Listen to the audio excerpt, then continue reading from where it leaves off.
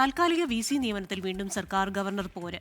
സർക്കാർ പാനൽ മറികടന്നുള്ള നിയമനം സുപ്രീംകോടതി ലംഘനമെന്ന് ചൂണ്ടിക്കാട്ടി ഗവർണർക്ക് വീണ്ടും മുഖ്യമന്ത്രി കത്തയച്ചു. അതേസമയം താൽക്കാലിക VC നിയമനത്തിൽ ഗവർണറുമായി സമവായ ചർച്ചയ്ക്കില്ലെന്നാണ് സർക്കാരിന്റെ നിലപാട്. താൽക്കാലിക VCമാരെ തുടരാൻ അനുവദിച്ച ഗവർണർ ഇന്ന് വിജ്ഞാപനമിറക്കിയിരുന്നു. ഇതുമായി ബന്ധപ്പെട്ടുകൊണ്ട് AGയുമായി ബന്ധപ്പെട്ട് നിയമോപദേശം തേടിയിട്ടുണ്ട്.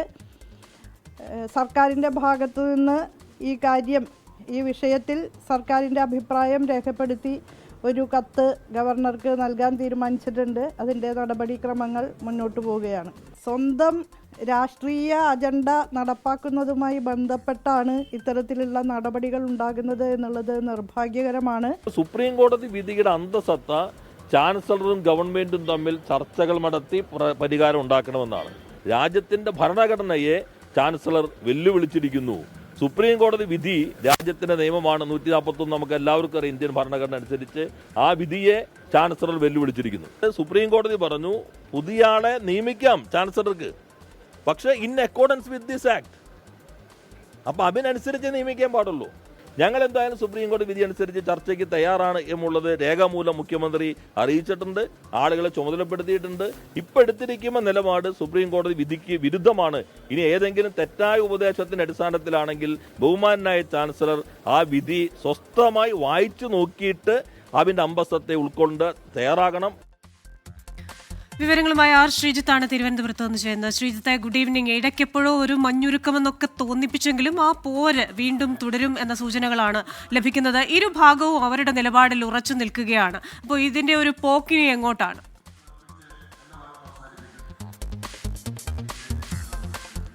കൃഷ്ണ, താൽക്കാലിക VC നിയമനവുമായി ബന്ധപ്പെട്ട് സുപ്രീം കോടതിയുടെ ഉത്തരവ് വന്ന ശേഷവും ഗവർണർ പഴയപടി തീരുമാനത്തിലേക്ക് പോയതാണ് സർക്കാരിനെ ഇപ്പോൾ പ്രകോപിപ്പിച്ചിരിക്കുന്നത്. രാവിലെ സ്ഥിര നിയമനത്തിന് ഉള്ള ചർച്ചകൾക്ക് സർക്കാർ ഒരുക്കമാണെന്ന് കാണിച്ച് മുഖ്യമന്ത്രി ഗവർണർക്ക് കത്ത് നൽകിയിരുന്നു.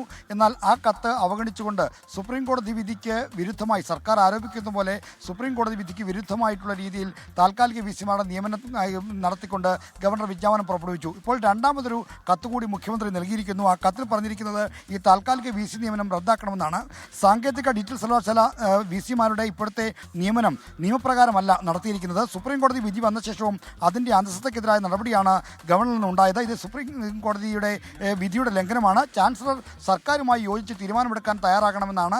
ഈ ആവശ്യം ഉന്നയിച്ച് നാളെ നിയമമന്ത്രിയും ഉന്നത വിദ്യാഭ്യാസ മന്ത്രിയും ഗവർണറെ കാണാൻ കൂടി താല്പര്യം പ്രകടിപ്പിച്ചിരുന്നു. ഈ സാഹചര്യത്തിൽ ഇനി ചർച്ച എങ്ങനെ മുന്നോട്ട് പോകുമെന്ന് നിശ്ചയമില്ല. എന്തായാലും സ്ഥിര നിയമനത്തിൻ്റെ കാര്യത്തിൽ സർക്കാരുമായി ചർച്ചകൾക്ക് ഒരുക്കമാണ്. അക്കാര്യത്തിൽ സുപ്രീം കോടതി നിഷ്കർഷിച്ച പോലെ സർവകലാശാല സ്റ്റാറ്റ്യൂട്ട് അനുസരിച്ചുള്ള നിലപാടിലേക്ക് പോകാം. മികച്ച അക്കാദമിഷ്യന്മാരെ കണ്ടെത്തി പാനൽ തയ്യാറാക്കുമെന്ന നിലപാടാണ് രാജ്ഭവൻ സ്വീകരിച്ചിരിക്കുന്നത്. അതിൽ മാറ്റമില്ല എന്നും രാജ്ഭവൻ അറിയിക്കുന്നുണ്ട്. എന്തായാലും ഇപ്പോൾ താൽക്കാലിക VCയുടെ കാര്യത്തിൽ സർക്കാർ നൽകിയ ലിസ്റ്റ് അവഗണിച്ച് നിയമനം നടത്തിയതോടെ സർക്കാർ കടുത്ത പ്രകോപനത്തിലാണ്. ഇനിയുള്ള നീക്കങ്ങൾ നമുക്ക് എന്താണെന്നാണ് എല്ലാവരും ഉറ്റുനോക്കുന്നത്. ശരി, ശ്രീജിത്താണ് തിരുവനന്തപുരത്ത് നിന്ന് വിശദാംശങ്ങൾ നൽകിയത്. ലോകത്തെവിടെയായാലും ഏത് സമയത്തും 24 വാർത്തകളും ഓഗ്മെന്റഡ് റിയാലിറ്റി പാക്കേജുകളും എക്സ്പ്ലെയിനറുകളും വിശദമായി കാണാൻ ഞങ്ങളുടെ YouTube ചാനൽ നിങ്ങൾക്ക് സബ്സ്ക്രൈബ് ചെയ്യാം.